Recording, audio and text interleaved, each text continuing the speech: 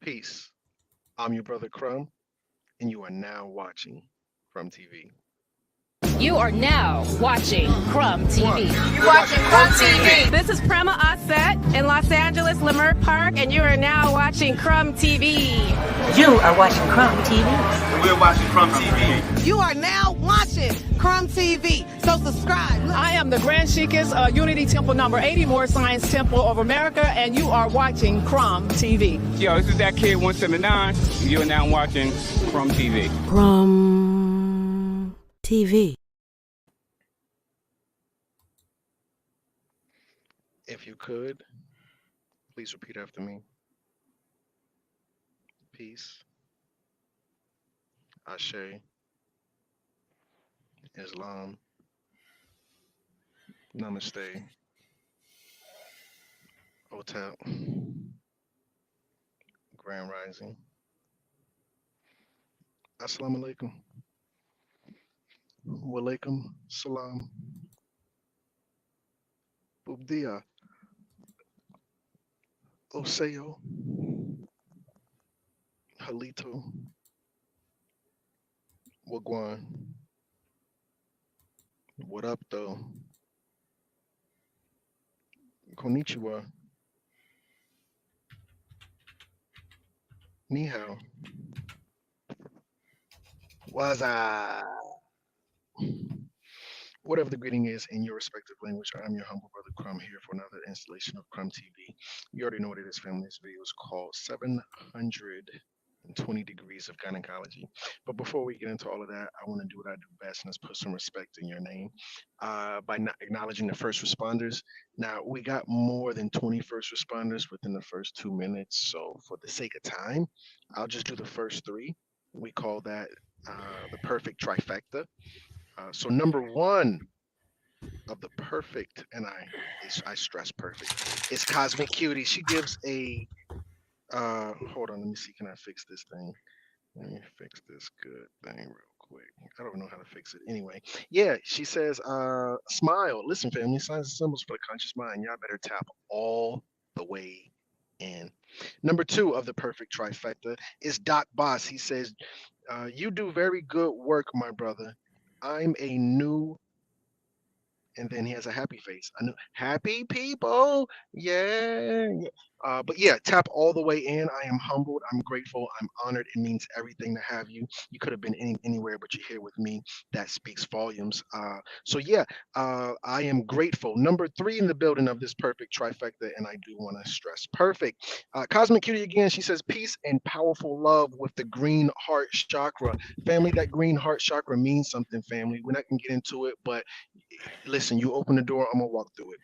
But no, the official number three is Conscious Connect. Says greetings and beautiful new day, family. Also, yeah, the heart. I'm sorry, excuse me, not the hearts. The flowers. I believe those flowers mean resurrection. Remember, these flowers are perennial. Like, Crumb, do you believe in resurrection? Well, flowers are perennial, and you know that represents a new day. But nonetheless, yes, I see you. I love you. I appreciate you. I'm grateful to have all of you. Family, if you could, let's tap in and drop your favorite emoji. Since we, we're doing green hearts and green berets and things like that. Okay, we're not doing green berets. But no, since we're doing all of that, definitely drop those emojis, your favorite emoji. I see you. I love you. I appreciate you. But family, what I want to do is get right into it. With that said, wait, I see somebody with a link. I don't even know. I've never even seen that before. I don't know what that means, but I'm sure it does mean something. But yeah, let me continue on. Yeah, with that said, I want to put my brother on the line and introduce him as well. I just gotta figure out how to do this. Okay, here we go. Layout. This thing is kind of complicated. This is funny. Peace and love, brother. How are you? What's good? I'm chilling, man. How about yourself? All is well. All is truly well, brother. Before we get into this whole 720 degrees of gynecology thing, can you start us off by telling us who you are, and of course where we can find you at? My name is Keenan Booker, aka the God 720. Okay. And you can find me at anywhere on Google. Just Google the name. I found out recently that Google is shadow banning me. So you can go to bing.com or duckduckgo.com, put either name in, and all of my books, which you see behind me, will show up. They're available on Amazon, but you get them directly from me. Let me say that again. You purchase my books directly from me. They come signed. Okay? That's at theblackmansbible.com. You find the Ethereal Law, Real Nigga Etiquette, the Voodoo Edition, and 7 the book are all at theblackmansbible.com. Kicked Out of Heaven, the Untold History of the White Races from circa 700 to 1700 AD is at the website kickedoutofheaven.com. Okay, and you go there to get that. Over 1,000 pictures, medieval history, and that's for $100 flat. Well, of course, shipping and handling makes it $107.20. Okay, so cop those books there. The new addition to the family is the Encyclopedia on the Alchemy of Women, Volume 1 and Volume 2. Okay, and that's at $200 each volume. I'm not selling them separately.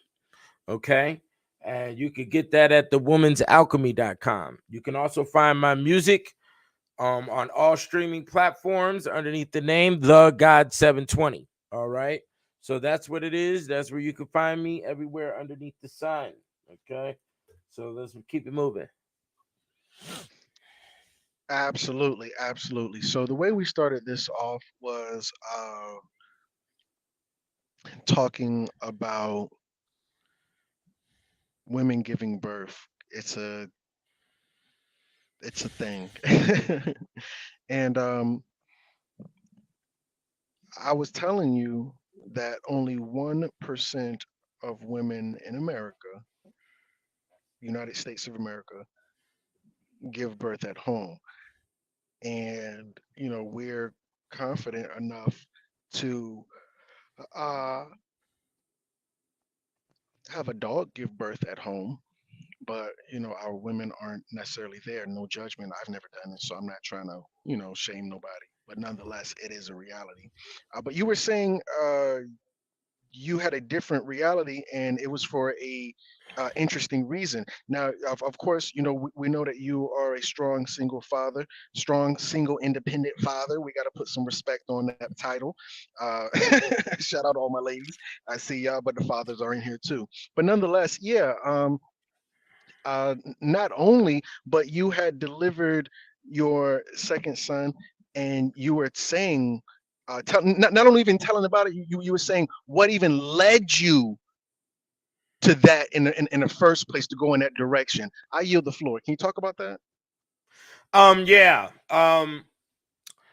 Well, that was what, 15 something odd years ago. What had happened is when my baby mom got pregnant. Okay. That's with the first child, my son Master. I took, full responsibility of what was going on. I read books on pregnancy. I rubbed her stomach every night with a big concoction of a lot of different butters and oils and different herbs inside of it. I melted it all together. I boiled the juices out of the herbs and whatnot and made a concoction to rub her stomach every night. And that was to induce relaxation in the muscles and also to guarantee hair growth, to alleviate any possible heartburn or things of that nature during the course of the pregnancy. And of course, there's a lot of exercising has to be done with the vaginal muscles, so the delivery could be simple, and not going through a lot of labor pains is what we're dodging. So you have to understand that throughout the whole course of, if you're going to deliver a child, okay, which I wasn't ready to do that on my first son, but when you're going to deliver a child at a home delivery, you have to pay attention to the full 9-month process or a 10-month process. 280 days is the pregnancy cycle. Okay. So you have to have a lot of interaction during that course. Soothing music is a part of it. There's to be no smoking in the environment. Of course, there's to be no alcohol consumption, and there's you have to have periodical lovemaking as well for the loosening of the vaginal muscles to keep them relaxed, basically. Okay, could be, and this defeats contractions. Excuse me. Yo, give me about 5 minutes. I'm on a live. I'm gonna hit you. It'll be about an hour. All right. But so I did all of that during the course of my baby mom being pregnant with Master. Okay. And when she went to deliver Master came out in the span of 5 to 10 minutes without a problem. Okay. I almost got into it in the hospital room, in the delivery room, because the nurse tried to push Master back in the womb, because if the doctor is not in the room during the course of the delivery when the baby is delivered, then they can't collect on the insurance. Okay. So the nurse tried to push him back in, and I didn't like that shit. So that was one demerit on their side, because I knew that wasn't part of the process, and he just slid right out. Basically, it wasn't no hard contractions, or she didn't need any. Well, they tried to give her an epidural, and she threw that up, and she just had the baby. Okay, and then the nurse came in the same day, and I was in the room while she was on the bed, and she tried to get blood out of Master, and I understand they got to do blood check, blood work, blah blah blah, and they stuck a long needle through his skull at the top part, and basically the aim was to poke the thyroid, and that's where a lot of autistic children are coming from. A lot of Down syndrome children are coming from and whatnot. And that happened to a friend of mine who was living in the same city, and his child is, has those issues to this day. He has autistic Down syndrome issues. Master is a straight A student. Go ahead. Could I speak to that real quickly? I'm going to admit, embarrassingly, that this is something I've never looked up, and after this particular live, I am going to commit myself to look it up. But when my baby was born, in the hospital, this when he came out, now I don't know how it happened and I wasn't there. I thought I was there through the whole thing. Maybe he didn't know I was asleep. I don't know. But he had this thing at the top, in the soft spot. Something, and it had like a green top. And I'm like, what the F is that in the top of my baby's skull? And like, I didn't react, but of course in my mind there's a red flag. Like, what the F is it? Who put that there and why? Sometimes babies are born with that. That's not nothing to be worried about. That's a common with no. There was a needle or some ish. Oh. They put something in my baby's skull, like something from the surgical room or NICU, or I don't know what it was that they put in. And I'm trying to recollect, because in my mind, when he came out with it. Like, how did they get that ish in my baby? And I can't remember them taking it out, but I remember they put something in my baby's skull, and maybe it was when she was first crowning, because I remember I ran to the bathroom because I was about to throw up. I'm gonna keep it 5 trillion with the family, but it did disturb me, and it came back to my recollection when you said they put that needle in your baby, and it caused, not for your straight A student, but for babies this particular practice or whatever the F it is, it had a negative or adverse effect. And again, for me, it was like yours. There was no negative adverse effect. My baby Gucci. But I could imagine, based off what you're saying, that yeah, this could have some adverse autistic, whatever side effect from this mad scientist, whatever they're playing it in the hospitals. Right. And that's what occurred. I didn't like the activity. I understood that, you don't have to get blood from the from the skull, and the needle was very long. So the intention was really to poke the thyroid. The thyroid controls a lot of things pertaining to, especially on males, pertaining to their growth and also their puberty. So I didn't like that. And that was enough. You only get 2 strikes with me before I fuck you up. And that was the second strike. So after that, everything went good. To rewire some of the psychological issues that I was noticing, you play sounds of music. You play sounds of nature while they sleep.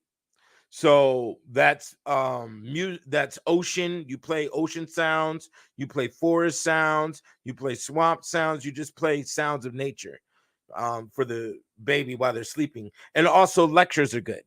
Lectures are also good. Jazz music is good, and classical music is good. Okay. Classical music is top priority, especially as when they're in infant status. So when it came to, so I had basically, because my baby mom delivered the baby within 5 to 10 minutes and we didn't have a problem, I felt as if I mastered it. We had success. Okay. So success is good. And there wasn't any complications. So there wasn't any, I forgot what it's called when the baby is flipped upside down and comes out feet first. But we didn't have that. We didn't have the other situation. Breached. And we didn't have the other situation where the umbilical cord is wrapped around the neck or anything like that. Nothing of that nature occurred with Master. So I felt like I did good. Go ahead. I just want to speak to those 2 things real quickly. The girl, just to kind of put some respect on the family's name, because women always chime in. I assume this is a woman. It better be a woman. Golden Soil Goddess. She said it's an electrode that monitors their heart rate. I believe that makes perfect sense. I don't like it. I don't support it. I don't want it. I despise that. It's crude, but I digress. So now, breech birth. So the heaviest part of a baby is the baby's head. And now, if everybody can agree to that, just give me a green check, please and thank you. The biggest part of the baby, the heaviest part of the baby, excuse me, the heaviest part of the baby is the baby's head. The reason that the baby flips over is because the baby is sitting in amniotic fluid, and once the enough amniotic fluid builds up, like anything that you get, let's say a lollipop, if you drop a lollipop into a lake or ocean or any body of water, the head of the lollipop will fall down because that's how things sink. The heavy part sinks first. So with the baby, when it's in the mother's amniotic sac, um, then as the sac grows with water, the baby's head automatically falls to the bottom, because anything, if you put something heavy in water, the heavier side's going to go to the bottom. So the reason that the baby doesn't flip is for 2 things. One, the head doesn't weigh enough, which is 99% never the case. Or 2, the mother hasn't been drinking a lot of water, which is 99% is the case. That chick been drinking Pepsi. She been drinking Coca-Cola, Gatorade, Lipton, anything and everything except for water. And what our women fail to grasp in this particular time is that salt and or sugar or both are dehydrators. I've been drinking juice, fine, but sugar dehydrates. And if you don't get enough water into the placenta, then the baby is going to be a dry, to where the baby's not going to, that gravitational force that flips the baby upside down due to being in that water is not going to take effect if there's not enough water in the sac. That was the first one, and the second one you said was the umbilical cord wrapped around the baby's neck. My My other baby was born C-section, and they said, and the reason was because the baby's heart rate kept going up when she had contractions, and they said the reason that was is because the umbilical cord was wrapped around the neck, so we got scared, and then we just kind of went with it. After that, um, every single baby that I ever saw delivered at home, all of them, you know how much all is? I'm just being funny. But yeah, all of them had umbilical cords wrapped around their neck. In fact, I learned that the umbilical cord is so long, the baby can have the thing wrapped around its neck 2 or 3 times, and it'll still not even tug at their neck because it's just so long. I'm like, I didn't even realize how long the umbilical cord was, to where it's just impossible for it to actually cause any harm to the baby. It's just something that they use because 1 in a million, and you get more money for certain procedures, as you were saying. I yield the floor. And that was all true, in fact, what Crumb said, and I appreciate that. And then going in on my second son, Hannibal, because of my experiences in the state of Georgia, I didn't want, and by this time I was already living in Texas, and I didn't know that there was the differences in the hospitals and states and all that litigation. I didn't give a fuck. The fact of the matter is I experienced this type of shit with the first child. I'm not going to experience this with the second child. So I did all the similar practices that I did with Master for the first one, except for the second one. I'm delivering this at home. And as soon as I found out she was pregnant, that's what Hannibal told me from embryo status. I heard it psychologically. You're going to deliver me. And it was like, okay. So, I took on the challenge, as I take on all challenges. And I did the research. I could only find one book pertaining to the subject. And the subject I looked up was, tribal delivery. How babies are born in tribal conditions. So this is an anthropological subject, a medical subject pertaining to ancient tribes. So I only found one book on it, and I searched high and low, and the book I found on it was from a lady that wrote it from the Netherlands. So I had to purchase that, of course. I read it, she read it, and everything was, beautiful. I ordered the material. I ordered the materials that I needed to deliver the baby at home on Amazon. And then I ordered a little small pool, like one of those little backyard pools used to play in when we were kids, off of eBay. So it was less than $100, in total for everything that I had to order. And in the box, they gave us gloves. There was umbilical cord scissors, and I did cut the umbilical cord of Master, of course, and I'm gonna do it for Hannibal as well, and the whole situation. And then he actually came a week early, Hannibal. So when he came, she was in labor. The labor was about an hour this time, and during the course of the labor, I had to fill up this tub with water, and I set up the camera, okay, while she was in labor. And she was in the pool, and the water broke, and I've never seen water shoot out at that force before. Yeah, that was pretty strong. So, I got into the tub and whatnot, and she was on her back, arched. So when you're on your back and you're arched, you're scrunching. But the book told us that all tribal women, and this was also what I discovered during the medieval times, is that you stand and squat. Okay. And that's assistance with gravity for the baby to come out. So she stood, and when she stood, I felt the energy of the baby coming out. So I just went and grabbed him. And then the placenta came out afterwards, and the umbilical cord was still attached to it. And then after that, we called up the firemen and whatnot and the EMT, and they showed up and whatnot. Then we went to the hospital, and the hospital congratulated us on everything. And it was very interesting because we was in the elevator, and I'll never forget it. The nurse asked me if I had the courage to deliver the baby off of watching General Hospital. And I looked at her like, if you ever disrespect me with some bullshit like that again, if you think I'm going to have courage to deliver a human being with off of watching some fucking TV show, you done lost your goddamn mind.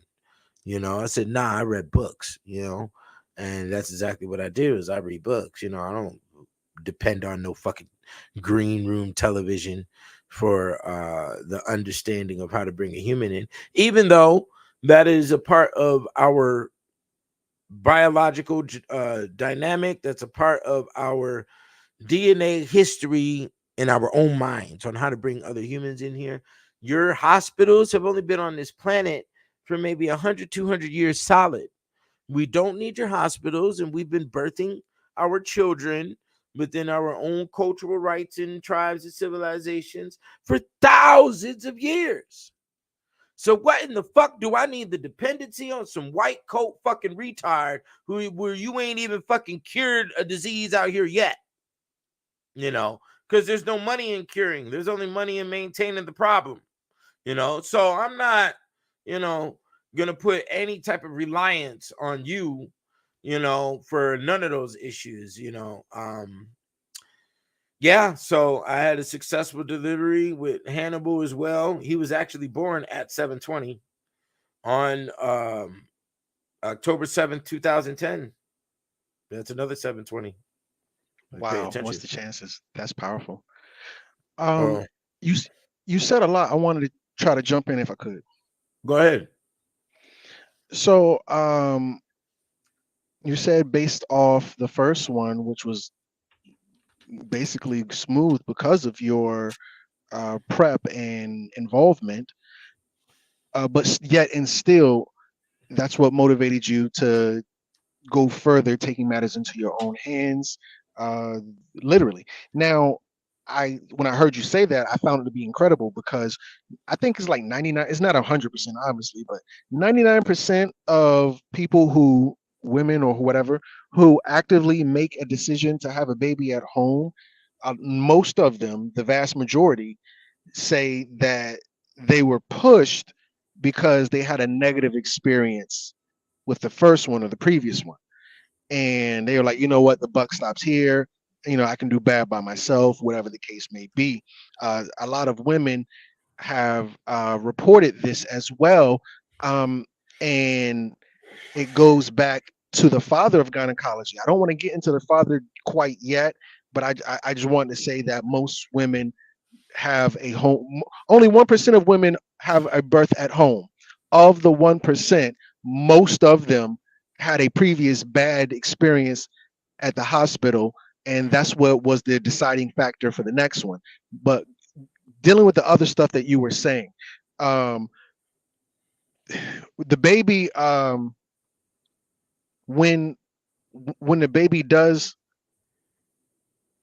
the water breaks, it's because when the baby is upside down. So the woman is fully hydrated. Let's just go with that scenario again. She is hydrated. She's been drinking enough water to where eventually the baby flips over because the baby heaviest part of the body is its head, which is a good thing, brain development.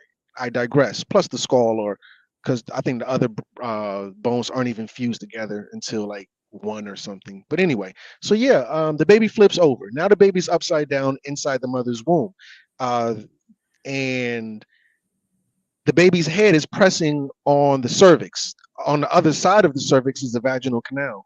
Once the baby's head presses on the vaginal cervix, well, actually just the cervix. When the baby's head is pressing on the cervix, this causes the cervix to produce, I think it's oxytocin or dopamine or some hormone chemical. Oh, oxytocin is released during the course of the birth of the child, and that is very, very important. But go ahead. Yeah, absolutely. Okay, oxytocin. That is it. I couldn't remember. Thank you. And so this causes the cervix to dilate.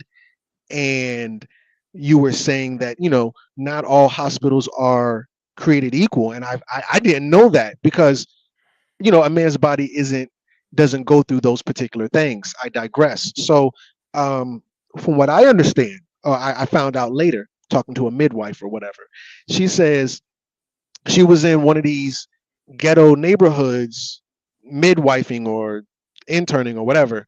And if the girl came in and she hadn't dilated, if her cervix hadn't opened up, dilated, however many centimeters, I don't know what the number is, let's just say 5. If she hadn't dilated 5 centimeters, they'll send that trick home. Listen, trick, KO tail back where you came from, and come back when she dilated this much. Well, that's only in the hood.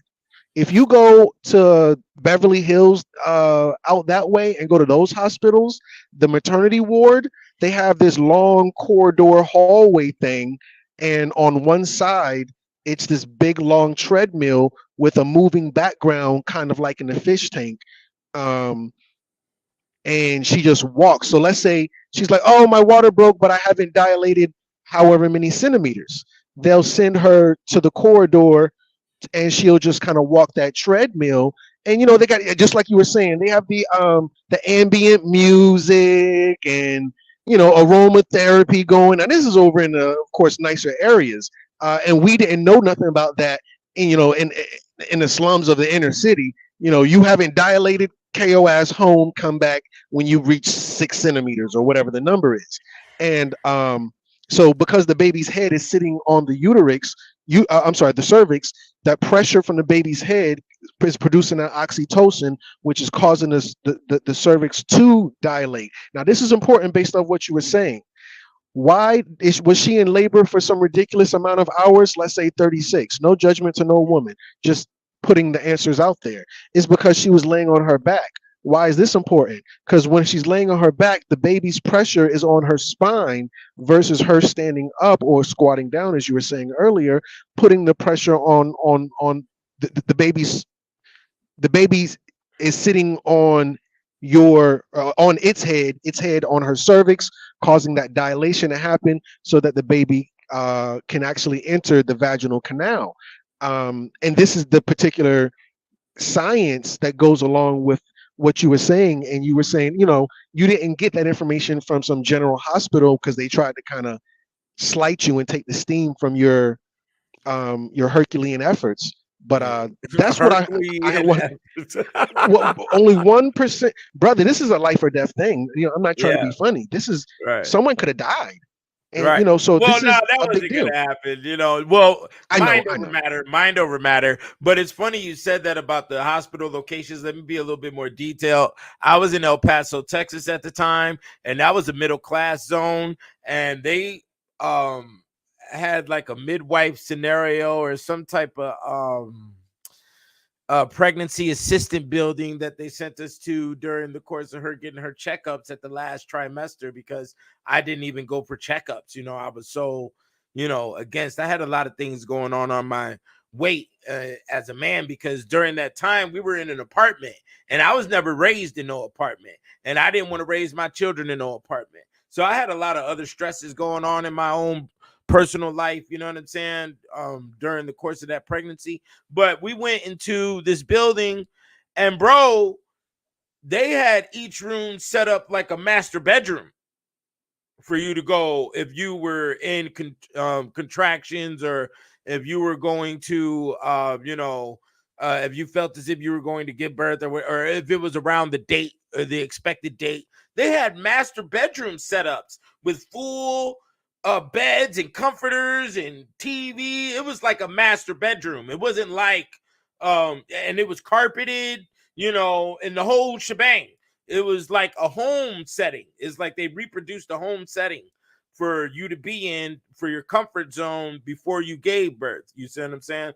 And it was like a building of like, it had like 10 of these rooms, and but we opted out of that, and we did our own things, so it's more cultural related, and that cultural relation is based upon good blood, bad blood, and production rate.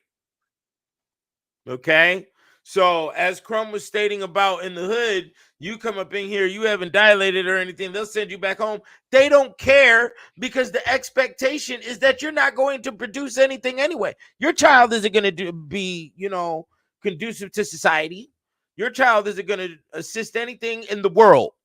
So because of that, and your child and you most likely don't give a fuck about other people, nigga, take your ass to the farm. We don't give a fuck. And that's the rule. That's the rule that black people need to start understanding about existence. If you aren't doing anything for society or for the mass amount of people, you have done nothing and you will be written off. That is how this world works. That is how it has always worked. It's called natural selection, but keep going. Yeah, so now when we look at this whole thing, because maybe some people are gonna say I put it on heavy with the Herculean effort. No, I just like the way you academics. put the word. That was funny. But go ahead. But I still want to defend my statement. So when you look, at one point in time, we weren't even allowed in the hospital. I'll say that, but I'm not going to go there today. Right. But that's as a people, because they were infamous for doing things to us, the whole Henrietta Lacks situation or whatever. But prior to that, for a long time, men weren't even allowed in the maternity room, or I think in the birthing room, or whatever the case may be. And he sat pacing in the hallway, or whatever the case may be. And then there was this period where, and this is not very long ago, maybe less than 5 years ago, I'm sure, where 80% of all gynecologists were men. Like there were no women gynecologists, and no one said anything about it. I was talking to this girl yesterday or a couple of days ago on Facebook, and she kind of I had to block her, or she blocked me, or I don't know what it was, but she just kind of, just over emotional, and just went out. You don't got no business talking about a woman, or you don't know nothing about women. I said, why would you say that when there's an 80% chance that your gynecologist is a man? Like, and I'm not saying that to brag or anything like that, but we have to deal with the reality. And I was talking to the guy 720, and maybe you want to talk about this, maybe you don't, but I felt, and I'm not trying to be in my feelings or nothing like that, I felt it was weird with that whole Cosby show setup, in terms of gender roles, because Claire Huxtable, played by Rashad something. She's really a Mexican woman, but Claire was an attorney. She was a lawyer. She was in fights, arguments. She had a job that was aggressive, where you had to compete. Very masculine attributes of her day-to-day activity, and it was juxtaposed to her maternal role as the matriarch of the house.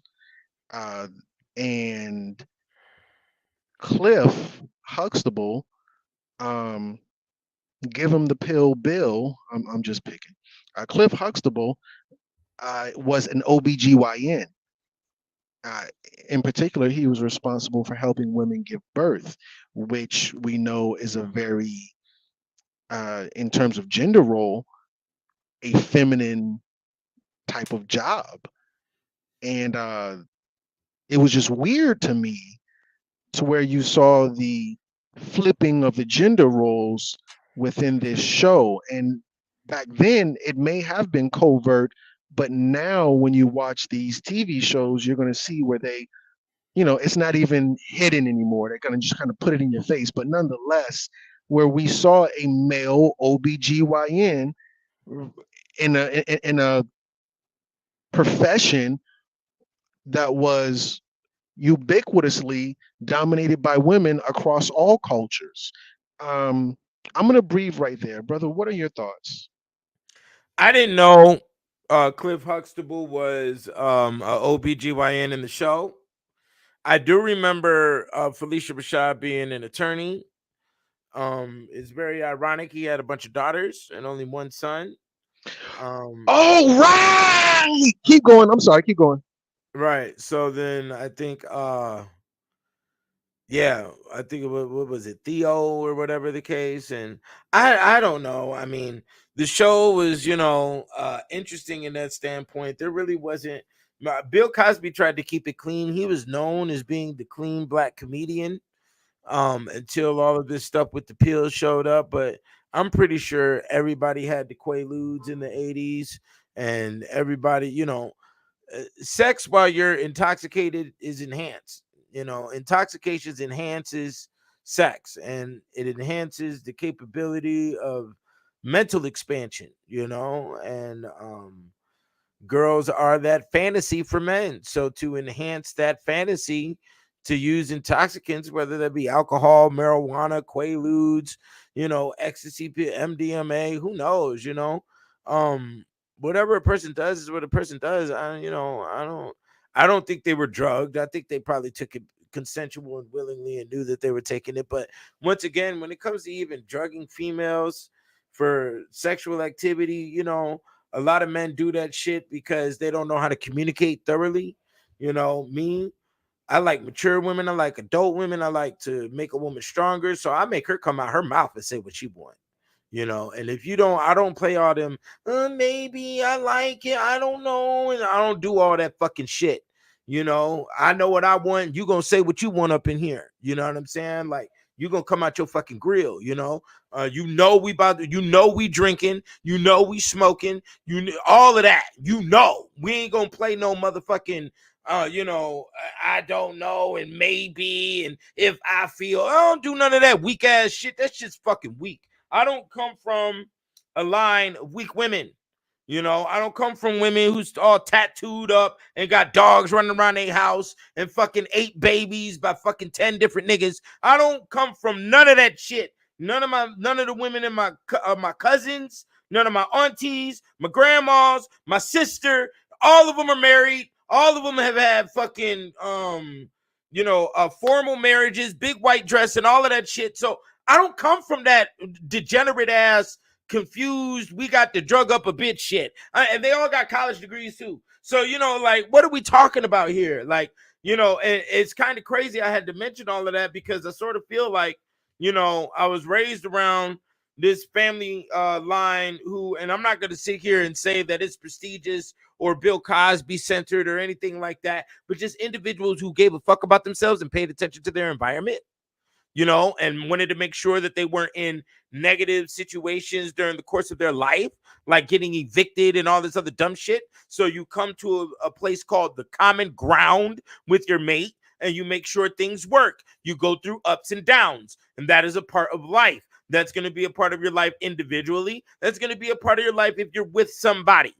Okay, that's all there is to it. You know what I'm saying? Let's be mature about the realities. Your little innate desires and your self-centered attitudes and mentalities and your fucking prides will not allow success for a relationship.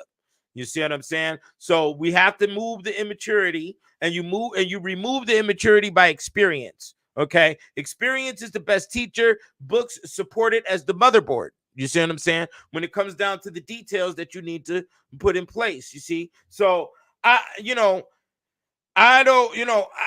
get to the reality, man. I'm not going to be, I'm not gonna be in the bullshit, bro. Like, I'm very zero tolerant. So when it comes to what Bill Cosby was doing and that whole TV show, I wasn't even really looking at their relationship for something to be inspired by or something that I need to model after. I look at a lot of TV as green room shit, and we don't know what the fuck we're looking at. They're all memorizing a script. The scene is fake.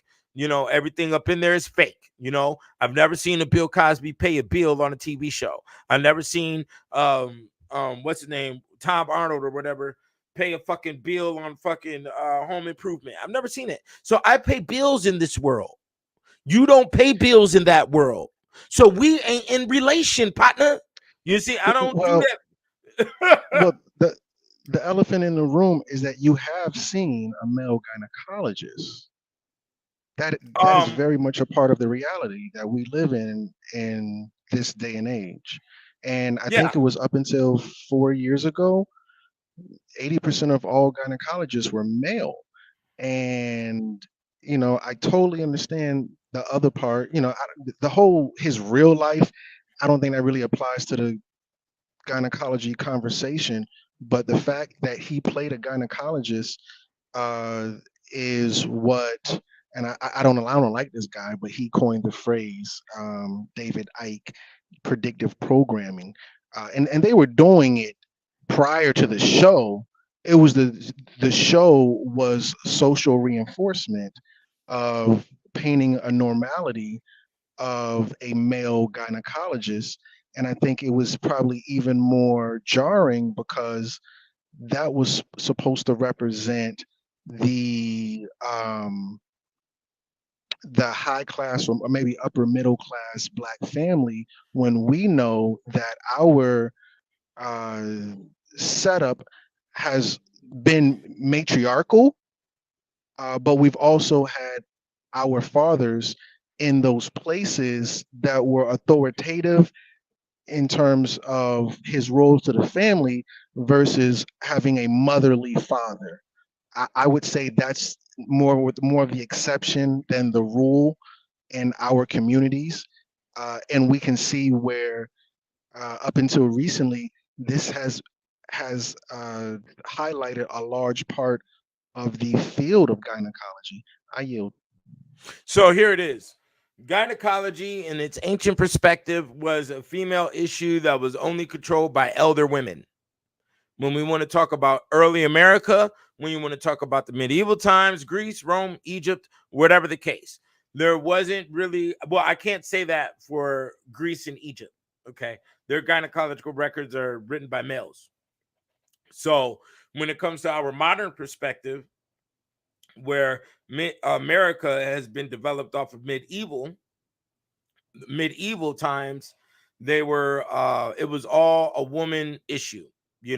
That's not only any ailments pertaining to the vaginal, but also brothels, or all woman world was woman world, and the male world was not to intervene with the woman world. And there's a lot of reasons on why. Is because the main reason is because of secrecy. A lot of women want to hide their ailments is because they get raised into a praised scenario and they're looked at as perfect. So they want to maintain this sense of perfection so they could get accolades from society or get accolades from males. Okay. And in order for them to keep that perfection, they can't show any status of degradation pertaining to diseases or stench. Okay, because the uterus changes at age. So around 35, 40, its chemicals start changing. That's when menopause and all of this other stuff starts coming in. And then you might have other ailments like, yeast infections, uterine fibroids, and cysts, which are all described inside the Encyclopedia on the Alchemy of Women. There are no cures in here. It's just the definition of what is going on. Okay. And also symptoms that can be recognizable pertaining to these scenarios. So, and also the menses, which comes monthly, they want to hide all of these situations so they can be still treated in a quasi equal status with men, or in the praised condition that they were raised in. So they're trying to hide, and that's what it really was. Now, the fact of the matter is that women will depend on nature, and they will also depend on this dream world space where souls are sent through. They do give birth. They give birth to male and female, and souls are sent through and added to that situation for the development of the mind, so on and so forth. Okay. Now, in that same dynamic of souls coming through, they feel as if they have a psychic capacity or telepathic skills to be able to guesstimate certain herbal elements and plant elements and maybe even animal elements that will assist within their medical. Okay. And that's what they use, what we call magic. Okay. When you go into the old worlds and ancient civilizations, magic and medicine are both one and the same. Now, once the laboratory started to being developed, that's when, and we're talking about our modern laboratory, not the ancient laboratories, okay? The modern laboratories are all steel. They're relying on steel and sharp knives and things of that nature, cold rooms and ceramic floors and things of that nature, tile and whatnot. So once we started getting into a microscopic zone where we can detail what we're looking at, especially when it comes down to bacteria and things of that nature, this is all a male operated world. Okay. And then we also had to include a lot of elements from vaginal ailments is one of AIL, the ailments and the sicknesses that may occur, and they started being documented. Okay. Another thing that needs to be taken into note was there was a lot of midwives who would kill babies at delivery, and there was a lot of mysterious situations that were going on in the medieval and also in early America pertaining to women who were midwives that were causing um that were committing crimes on babies, infants. Infants were being kidnapped, the babies were being swapped, and a lot of these other weird activities that women will commit, and they like to, like I stated earlier, keep in secrecy that never happened. But why are you committing the devilish fucking bullshit anyways? But women will do that. As a matter of fact, there was a girl who just got sentenced to life in Europe. Her name is Lucy Letby, and she was killing infants as a nurse in the hospital. And there's a lot of records of this activity of female nurses just killing babies, killing women clients, and killing male clients as well, and they do it through a lot of different forms. They do it through strangulation, they do it through poison, they do it through a lot of different things. Even when it comes down to mutilation of the genitals, women do that shit. Like, there's a lot of activity that women commit that, because they have this baby face, that society sort of looks over it or acts like it's not occurring, or we don't want to inbox all women to have the capacity to commit these type of crimes, which they all do. I mean, not all women commit those crimes, but they all have the possibility and the capacity to do so and try to hide their activity. There's a lot of odd activity that women will do to infants to sort of like shape the character of what that infant may be. But once again, that is intelligence that's coming from like an outer space zone, and it's not always valid. Okay. Because they're not doing it to build this character, or they don't really understand the results or how it's going to carry out. I have yet to meet a woman who studies human behavior, basically, let's put it like that. I've yet to meet a woman who studies psychology and goes in on those areas. And I'm talking about independently, not on a status of relying on the earning of a degree in a university. That's a completely different, that's a directed, controlled intelligence. That is not a sought after intelligence, which will give you the true answers, because when you seek knowledge, you by yourself will go to the bottom layers of what that information what answers that you need, that you're sufficed with. Okay. And sometimes, majority of the time, you're going to go into the dark side to get those answers. Like I was just stating, why gynecology is males is because women do a lot of crazy shit that is not. As a matter of fact, the number one killer in hospitals right now are nurses, and the wrong diagnostics of those who come in to the hospital to get healed or whatever the case. They're being diagnosed wrong. Absolutely. Speaking of the hospitals, you were talking about the orgies. I wanted to not go too far into the past to go to J. Marion Sims, which wasn't very long ago, who is, if the family doesn't know, the father of gynecology. And he started his work on the plant in the back of the plantations. And I've always said, and others have said it as well, the plantation was not for work. It was an experiment along with the experiment of the United States from the old world, the medieval, but nonetheless. So now you have the hospital. So J. Marion Sims, who is unarguably a monster, and you have J.D. Rockefeller. Now, the reason we want to bring him into this as well is because J. Marion Sims was around during the time of house visits, and you had a family doctor or whatever the case may be. But now, after uh, J.D. Rockefeller, he creates the hospital. There is no hospital, no such thing as a hospital prior to J.D. Rockefeller. People have personal practices, but this hospital ish is new.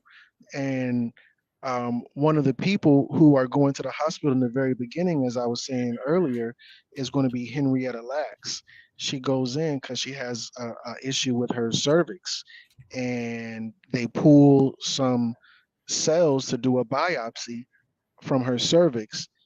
And unbeknownst to her, the cells kept mutating, and they used those cells to establish big pharma. So we wouldn't have the big medical whatever that we have today if not for gynecology. And gynecology, in its essence, in America, came from J. Marion Sims, who was doing these Doctor Strange experiments on our ancestors in the back of the plantation 100% without anesthetics, which were available at the time. And it simultaneously, or a little thereafter, is going to come from J.D. Rockefeller, who is, we know, the biggest business mogul in the world. He is not what we try to paint him in the same light that we paint Bill Gates. Oh, he's a philanthropist. No, he's not. He's an opportunist, business-minded mogul who tries to shape the landscape and build and play God and build a world in his image. So when he created the hospital industrial complex, it wasn't to help people. It was like every other business. ExxonMobil, because he came off of Standard Oil. ExxonMobil and Shell and all of these other subsidiaries are there not to help you get to work, or technically it is, but it's there to get these people money. And you were going back even further. Matter of fact, no, let me say this and I'll pass the mic. The most common name for a hospital is Memorial. Memorial Hospital, this memorial, that memorial. And then the funny thing about it, the most common name for a cemetery is Memorial.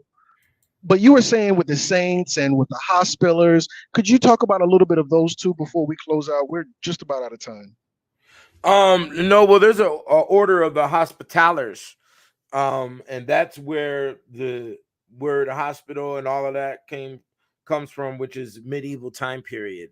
And the origins of hospitals definitely are synced with the asylums that were in the medieval times, and also the curing of diseases. And in the medieval times, diseases were aligned with bad spirits. So if you had a disease, you had a bad spirit, basically. And, a lot of diseases didn't get controlled until insulin. Okay. Once insulin came in, we had more of a control and a breakdown, or maybe even a more concealing is the word you want to use, where it doesn't show a lot of symptoms. Because if I was to show you syphilis or leprosy of the old year, it rotted bones off, it rotted your face off. And we don't have those conditions now because of insulin, and also because of just standard cleanliness. But I do want to state this right here. It says right here, How often do nurses make mistakes? In the United States, these errors are about 750,000 cases, and their mortality rate has been between 44,000 and to 90,000 cases. According to the global statistics, every 1 in 300 error leads to death. Okay. So just know What? that Well, brother, I didn't know you could Google stuff. I wanted to ask you, can you Google the most common outpatient surgery for women? the most common Outpatient outpatient surgery for women.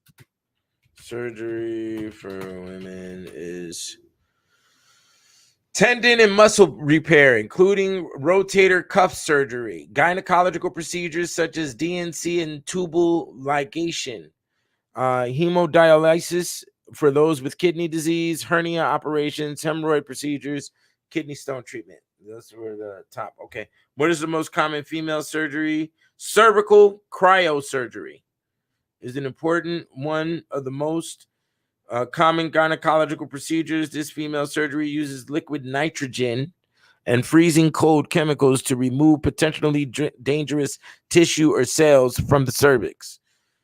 And this can Um, be used to address gynecological issues like abnormal cells and irregular bleeding. no, sir. The most common outpatient surgery for women is going to be C-section. The second most common outpatient surgery for women is going to be hysterectomy.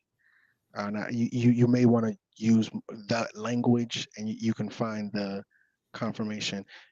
Well, here, look, is dagnabbit. Is hysterectomy the second most common female outpatient surgery? Maybe that'll give you the more. To get that right answer, you got to ask the right question. Yeah, and like I said earlier, Google is shadow banning. So, I Oh, mean, they right, got right, right. they Yeah. got my Google messed up because of the type of research I be doing. So, Oh, I could imagine. Yeah, with you. Yeah. right. So, I wouldn't doubt it. But I do have C-sections described in the Encyclopedia on the Alchemy of Women. I do have uterine fibroids and all of that explained thoroughly inside the book. Okay. So it's all of there. A lot of ailments, and I couldn't catch all of them because there's tons of them. But one Y- of them that could be one of the causes that could be dodged is switch up your pad usage for the ladies that's listening, because pads have a lot of bleach in them. So you're putting bleach on your cervix, every time you use a pad. Yeah. They, hold on. Did I do something wrong?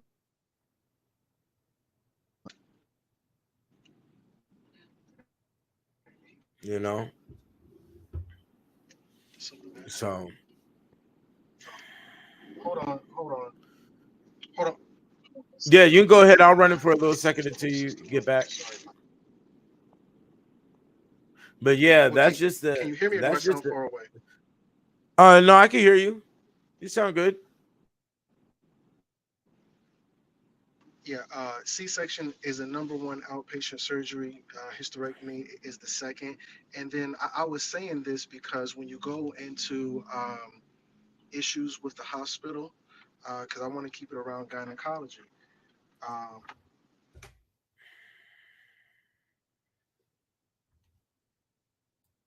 I, a hospital acquired infection.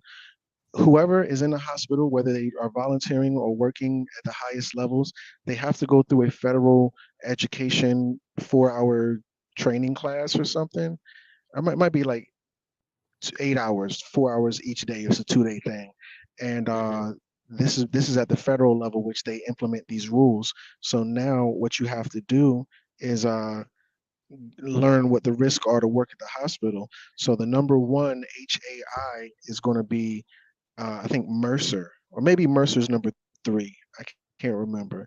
But number two is going to be UTI. We got a good bit of women in the audience right now. I wanted to ask the sisters, what does UTI stand for? In addition to that, this other sister was talking about like I don't think she's talking about the pads. She's talking about the tampons, the ones you put in the vagina. The tampons will sometimes make a woman go into anaphylactic shock. It's called I forgot what it's called. It's like tampon reaction, where she put a tampon in, it'll f her ass up really bad. But yeah, the family is saying that UTI stands for urinary tract infection, which is the most common infection, HAI, to come out of the hospital with. Now, here's the thing: if you Google this, and maybe you got to Google the right words, who was getting all these UTIs? Because remember, the whole hospital and everything, the big pharma is all based off women, in particular Black women. So if you Google who's getting the most UTIs, it's women. The number one culprit to go in here and get an HAI, and ladies, hear me now, believe me later. And for those listening now, and also for those who are going to catch this later, your ass going to the darn hospital for a hangnail, you're going to come out with a urinary tract infection. And then when you do, don't be surprised. And of course, I'm being a little bit funny when I, you know, say hangnail, but if in the process of you going to the hospital and uh, you get a UTI, it's a normal thing. And yeah, most um, nurses are female, and this is not taking a shot at women or anything. Because honestly, this is mostly white women, but nonetheless, I'm not trying to take a shot at them either, to whom it may concern. And if I did, I wouldn't care either. But I don't. I'm not. So I'm not gonna lie about it. But I digress. So yeah, the number one thing, because especially our people, Black people, it is what it is, family. We got an inferiority complex, and because I see the women in my family do it as well. Let me ask the family, and I'll pass the mic back, and I'll let you give your final, your closing thoughts, brother. Let me ask the listening audience, men and women, old and young, across the lines of race. What is the first thing you're supposed to tell the doctor, the nurse, or anybody who is a part of that professional staff working in a hospital? What is the first thing you're supposed to tell them? You're supposed to order them to do when they walk into your room. What is the first thing you are supposed to order them to do when they walk into your room? Any part of the staff. I don't care who they are. If they walk into your room, by law, they're required to do this first before they do anything. What are you supposed to tell them to do? There you go. There you go. And our people, I don't know how, other people, but I know our people don't be pushing it. The second they walk in, hey, how you doing, Mr. Johnson? Don't Miss Johnson me, how you doing? Go wash your hands. I washed my hands before I came in here. I don't care, wash them again. I used alcohol. I don't care you using alcohol, you nasty MFer. Wash your hands. But the reality is 90% of our people will not demand that they wash their hands. And this is a part of the inferiority complex. This is a part of the HAIs, the hospital acquired infections. This is a part of the UTIs, because remember, women, if you Google what is the gender of agreeableness, it's feminine. To be agreeable is the feminine. Okay, you're not going to wash your hands. All right, come on, let me think. Go, come and touch on me and do your gynecological OBGYN Cliff Huxtable thing on me.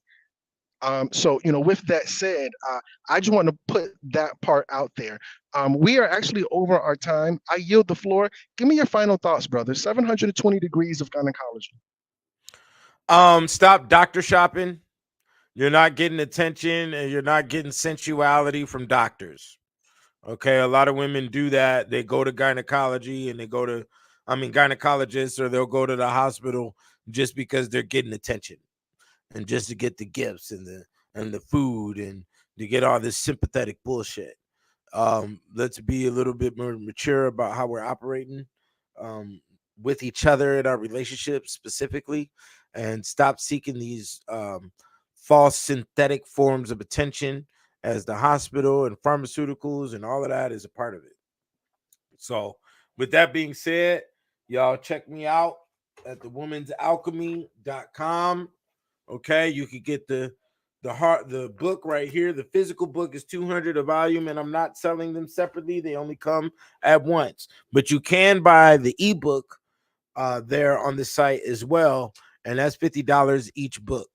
Okay, so support the brother. Go to the moneyreligion.locals.com. I'm going to be putting a lot of exclusive content up there. Follow me on all platforms underneath the God 720. I got some real good music. So, you know, we're doing it like that. And thank you for the support and coming in and listening today on what Crumb wanted to interview me on with the gynecology. Okay. 720 degrees of it. And I have it here in literal form. So y'all come and get it. And stay in the space of reality, stay beautiful, and educate yourselves, you know. Be self-reliant. Could I get you to give me a drop? You are now watching Crumb TV. You are now watching Crumb TV. This is the God 720. Brother Red Pill representing Know the Ledge, one half of the Twin Pillars. I am here rocking with Crumb TV. You are watching Crumb TV. You can find me on Crumb TV. You can catch me on Crumb TV. This is Chief Kalanago here at Crumb TV. I am Joy Allen of the Memoirs of a Karmic Dynasty in the Crumb TV studio. Honored to be on your program, brother. Peace. Peace. Crumb TV.